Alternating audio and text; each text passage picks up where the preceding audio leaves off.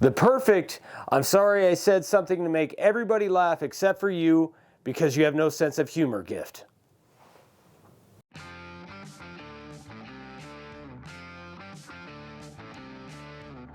So if you've been married for a while, you know there's times where you have to choose between saying something absolutely hilarious or not saying anything at all. I usually say the former. So this is a great idea as an apology gift for somebody that you love, but you have a tendency to make angry a lot. And if you don't do that, then Valentine's Day is right around the corner too. So one way or the other, this one's a winner. I asked my wife's permission to tell you guys a hilarious story that she did not like at all.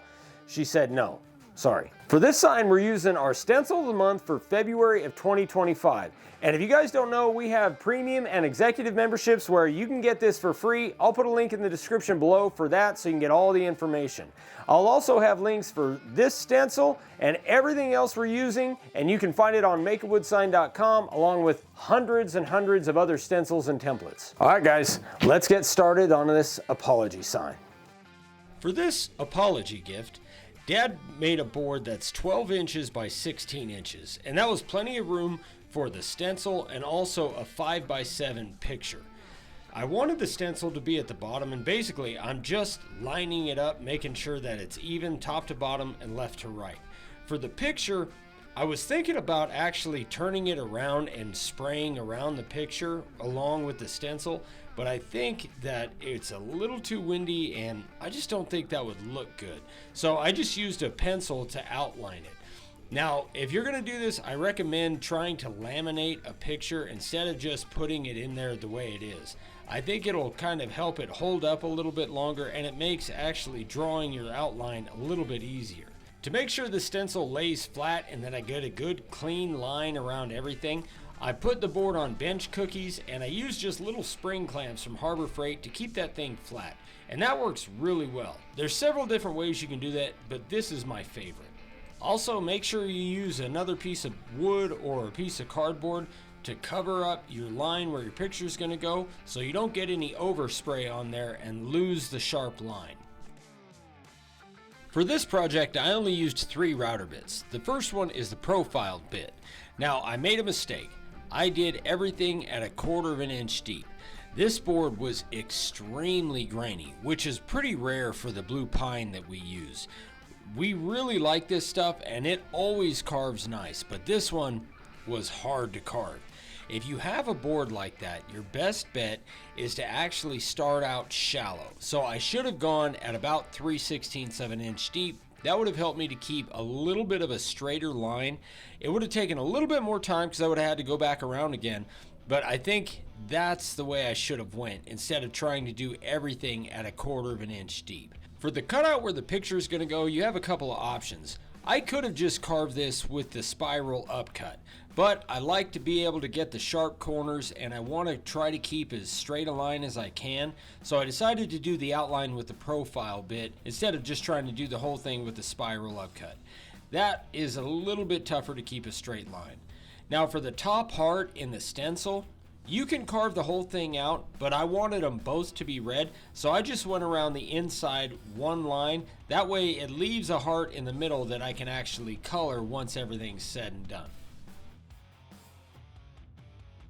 As a little side note, if you guys are carving outside or if your shop is really cold, the gloves we use are the MaxiFlex gloves, and those things are awesome. They give you a lot of dexterity. I used them for years when I worked construction, and you can also get a size bigger than you would normally wear, and you can wear the rubber gloves that you get from Harbor Freight underneath those, and it acts as kind of an insulator, so it really helps when your hands are freezing. It kind of limits your dexterity a little bit, but it's not that bad, and it just takes a little bit of getting used to. I use the profile on all these letters because you can see, like on the Y right there, you have a big fat line and then a thin line. You might be able to get away with doing it with the 60-degree bit, but I don't think it allows you to get the real thin lines that are in some of these letters, and also the serifs at the top and bottom of each letter. And there's a few sharp points. I don't think the 60 is the way to go. Something to remember when you're carving a stencil, whether you get it from us or from a craft store or something like that, there's lines at the top and the bottom of a lot of letters. Any letter that has a middle piece, like an A, an E, an O, it's got to have the middle piece connected. So you can see, like at the top and the bottom of the E right there, there's a line, and that just keeps the middle piece from dropping out. You can carve right through that. You don't have to follow that line unless you want the stencil look. But if you don't, like I didn't for this, I just carve right through it. And if that's kind of difficult to start out with, you can just connect those lines with a pencil. You don't really need to, but sometimes it's easier to follow your line if you have everything connected, especially when you first start out.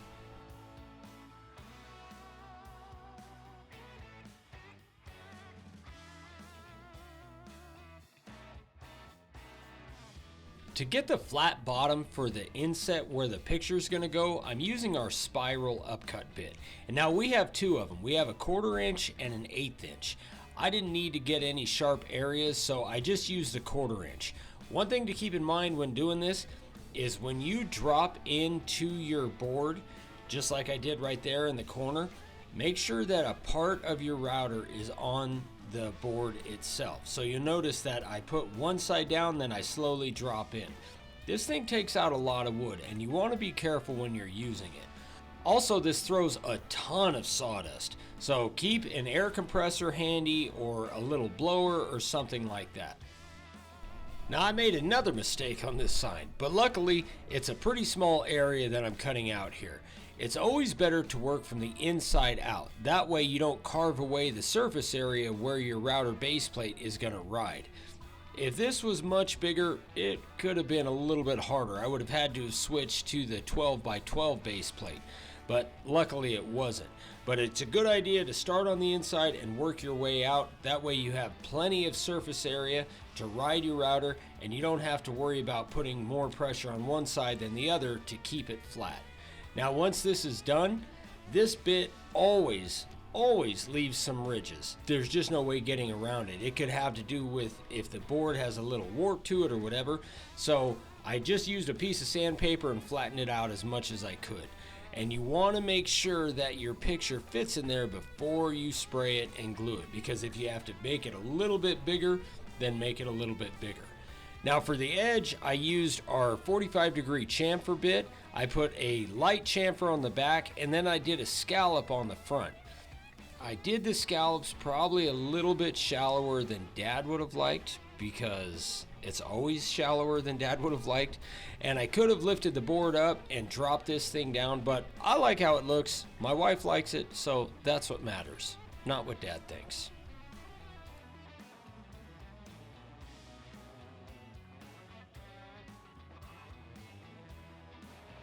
This is an insanely important step. Make sure you take a stiff bristle brush and you just brush the crap out of all your carving. This board had a little bit of moisture in it because it's so cold out here, so some of that sawdust bunched up in the carving, and if I wouldn't have done that, it would have looked like crap once I sprayed it and sanded. Then I used a sanding block and I kind of dulled the edges a little bit. When you do scallops, they can get real sharp and almost to the point of dangerous. Now, one thing you want to do if you're working in cold conditions is heat your spray can up a little bit. Not crazy, please don't put it in the microwave or anything, but you want to get it a little warm, so we set it in front of the heater inside the studio. This thing is almost done. There's hardly any spray left in there, and I'm cheap, so I wanted to use every little bit of it, but that caused me to overspray just a touch. But luckily, Dad put 2 coats of clear on this to stop any bleeding, and it worked. If he wouldn't have done that, this would have had some serious bleeding. That does make sanding a little bit more difficult, but at least it'll be a really nice finished product. I used a 60 grit disc on the disc sander and a 120 grit disc on the random orbital to give it a good smooth finish.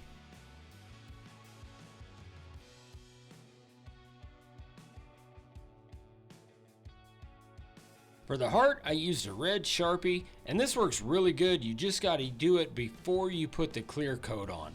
Otherwise, it's going to smudge all over the place, and it will not soak into the wood, and it's going to look real bad. Once that was done, then I put a coat of clear on there, and we actually put about 4 or 5 coats on here once it was all said and done, but for the sake of time, we're just showing you guys 1 coat.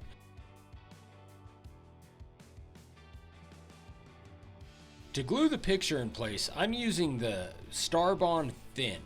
Now, you could probably use the medium, but I didn't want to get any bumps in there because if that stuff kind of bunches up, it's hard to get it flattened out. So I just put a little bit of thin Starbond in there. I put the accelerator on the picture and I put it in there. And again, make sure that you kind of push from the inside out to flatten it out, almost like putting tint on a window or putting a sticker on your back window of your truck.